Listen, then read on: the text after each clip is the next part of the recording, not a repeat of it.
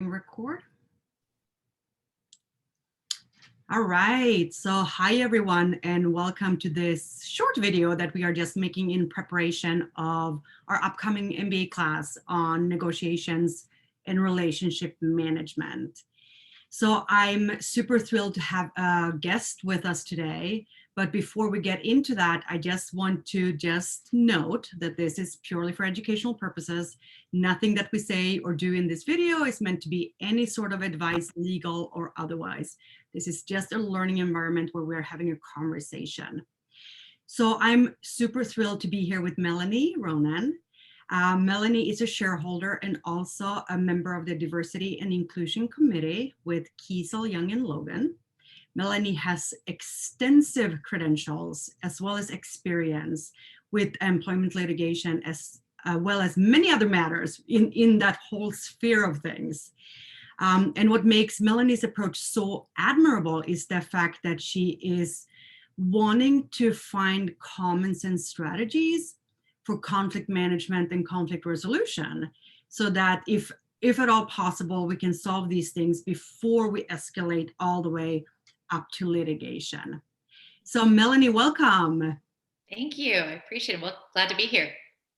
So first obvious, intro question is, could you just tell us a little bit about yourself and your background? Sure. As you mentioned, I'm a shareholder at Kiesel, Young and Logan. I've been with the firm, I think 18 years now, which is hard for me to wrap my brain around that it's been that long. But my firm does a lot of securities litigation and financial services litigation, which is really where I started my practice after the market crash in 2000. I jumped in with both feet and did a lot of securities arbitration and litigation, and then slowly transitioned to employment litigation, also largely in the financial services space.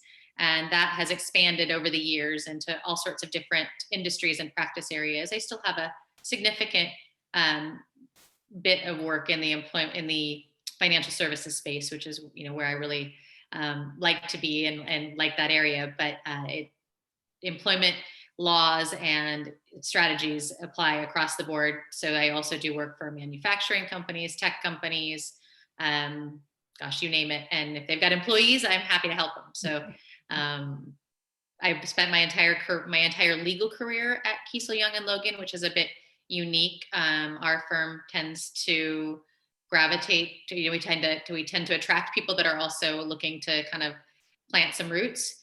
So we're a group that practices together for many years. So it's a little bit unique.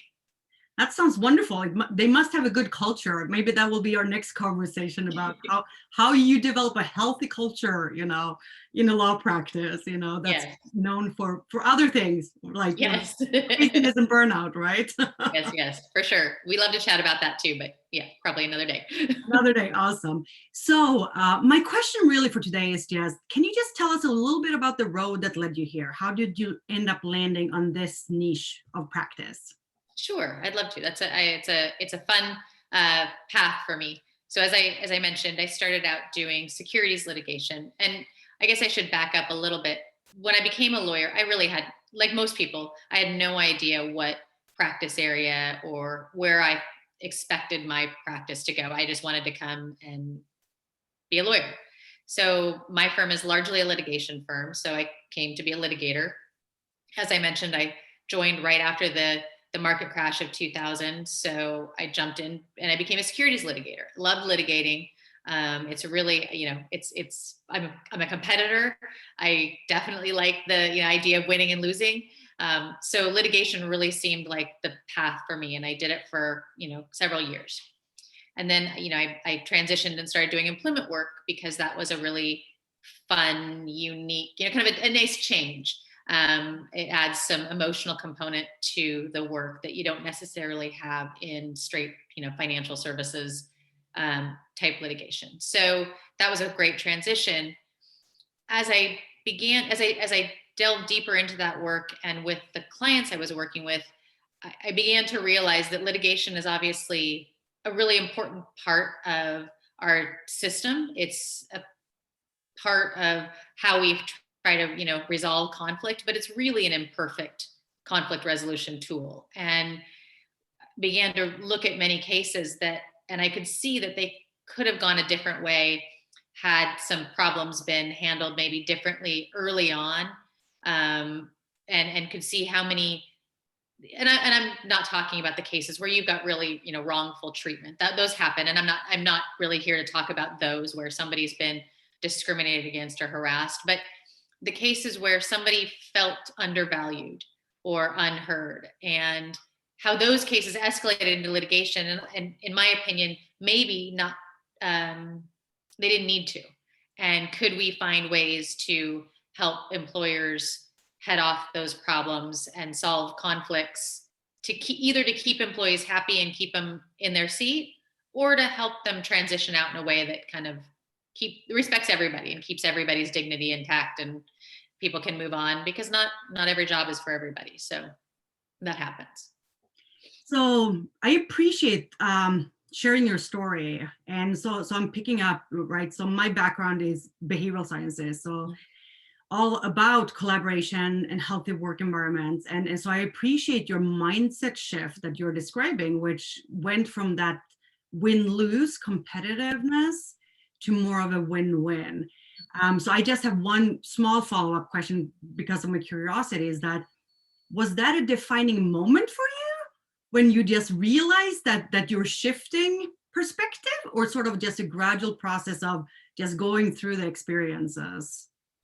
I think I think it was more gradual. I felt like it was really some growth moments, because litigation is still a huge part of my practice. I still litigate plenty. There's still lots of conflicts that can't get resolved in advance, and they escalate, and that's still very much a part of what we do, and what I do. But it was this growth moment to think, I can take the things that I'm learning, because we're always learning.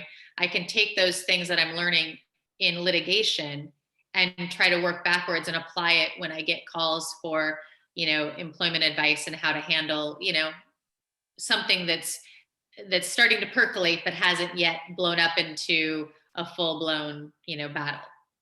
So it's really more of a gradual, growth trajectory. Wonderful. I appreciate it. I'm super excited to welcome you into the class, and we look forward to having you in a couple of weeks.